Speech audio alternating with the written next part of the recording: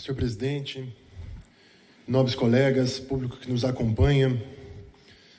Gostaria de falar um pouquinho sobre o projeto de resolução que nós estamos apreciando agora, que propõe a criação de uma frente parlamentar em defesa da vida e da família, né?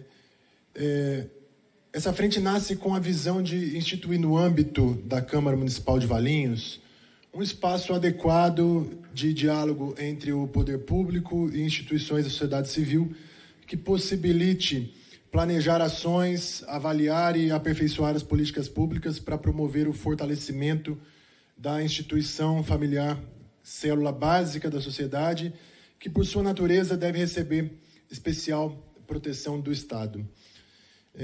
Gostaria de refletir um pouquinho justamente sobre o papel da família aqui na minha fala, né? A família é a base da sociedade. Todos já ouviram essa afirmação, todos muitas vezes repetem essa afirmação, mas muitas vezes nós não conseguimos captar o sentido verdadeiro daquilo que nós falamos e repetimos. Então, para entender o que isso significa, eu gostaria de convidá-los para uma reflexão a respeito do papel da família na vida social, né? Ao olhar para a sociedade, é possível observar que a sociedade não é formada por um aglomerado de indivíduos soltos, desvinculados entre si.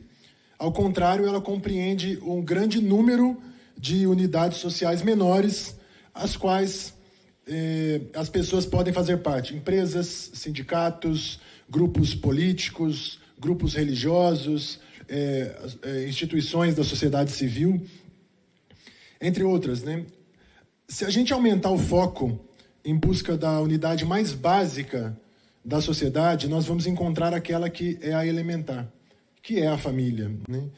Comparando a sociedade, fazendo uma analogia com o corpo humano, nós poderíamos dizer que a família é a célula básica, o fundamento desse organismo que contém ali os elementos necessários para o desenvolvimento de todo o corpo, de toda a sociedade. A maioria das pessoas, ela nasce e cresce em um ambiente familiar, por vezes mais estruturado, né? Às vezes nem tão estruturado. Mas é nesse ambiente que passa a maior parte da primeira etapa do seu desenvolvimento, a etapa tão importante que é da infância. Na família em que se aprende os primeiros valores e as habilidades sociais, além do reconhecimento dos outros e de si mesmo como pessoas, nessa própria experiência da relação intergeracional, na relação com o outro, na necessidade de dividir as coisas, na necessidade de compreender o outro que pensa diferente. E nós sabemos que a qualidade do ambiente doméstico em que se vive, que envolve vários fatores como estabilidade econômica, maturidade emocional, também influencia muito o tipo de postura e de comportamento adotado no exercício da cidadania. Nesse sentido, a família fundamenta, de algum modo, a reprodução e o desenvolvimento da sociedade como um todo. Além disso, é também a família o lugar onde se aprende as diversas formas de cooperação social e qual é o próprio papel nas relações entre as pessoas, né? Essas formas de cooperação chamadas de bens relacionais, elas orientam o comportamento e também as escolhas em todas as nossas atividades pessoais, sociais e profissionais. Os bens relacionais, eles constituem um patrimônio humano e social único, funcionam como uma fonte essencial de recursos que contribuem para o desenvolvimento de todos os membros da família e também da sociedade. A importância da família para a ordem social é tão grande que esse reconhecimento está previsto no artigo 226 da nossa Constituição, que justamente diz que a família, base da sociedade, ela tem especial proteção do Estado. Antes disso, além da Constituição, a Declaração Universal dos Direitos Humanos estabelece que a família é um núcleo natural e fundamental da sociedade e tem direito à proteção da própria sociedade e do Estado. A sociedade é, em grande medida, um reflexo das famílias que a compõem. Muitos dos problemas sociais mais graves enfrentados hoje em dia têm origem em situações de vulnerabilidade, desequilíbrio e violência no seio das famílias. Como combater esses problemas de modo eficiente? É preciso que também o poder público volte a atenção para a realidade vivida pelas famílias e busque estratégias de ação para ajudá-las a enfrentar esses desafios. E é aí que entram as políticas familiares que nós queremos abordar, refletir e trabalhar dentro dessa frente parlamentar em defesa da vida da família. As políticas familiares, elas são políticas públicas, mas que, diferente de outros tipos de políticas públicas econômicas, de projeção social, ou outras tantas que buscam a equidade na sociedade como um todo, as políticas familiares, elas almejam o fortalecimento da estrutura familiar e dos vínculos familiares, tornando as famílias mais capazes de agir com responsabilidade diante das próprias circunstâncias.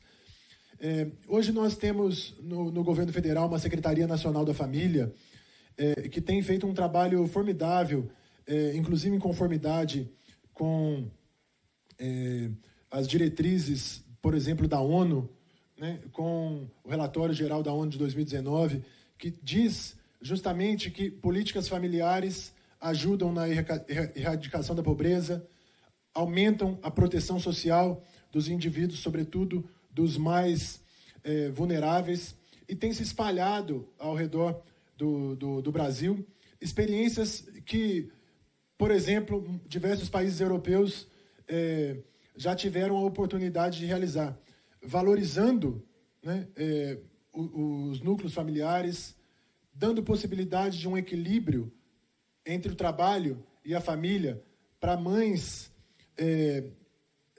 de filhos que, durante o período posterior ao nascimento do filho, conseguem ficar um período muito mais comprido do que aqui no Brasil as nossas leis prevêem. Então, a própria mãe que tem um filho consegue ficar em licença maternidade pelo período de 1 ano, porque a criação de um filho, o nascimento de um filho, não é visto somente como um custo social, mas, como diz a filósofa Hannah Arendt, o nascimento de um filho é a esperança para o mundo.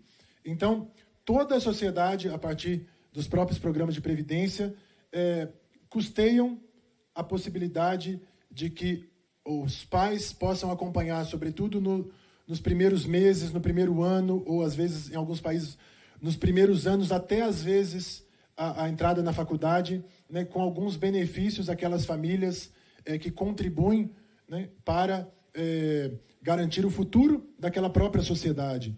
Então, as políticas familiares, elas se distinguem de outras políticas públicas que também envolvem as famílias, como políticas educacionais, de saúde e de combate à pobreza. Ao elaborar políticas públicas voltadas para a família, a missão do Estado, de algum modo, é ajudar as famílias a desenvolver a autonomia necessária para o seu próprio fortalecimento. Isso significa que o poder público tem um papel de suporte, de apoio, não de protagonista. A política pública familiar, ela é eficaz na medida em que capacita as famílias a atuar de modo mais livre e mais responsável frente aos próprios desafios.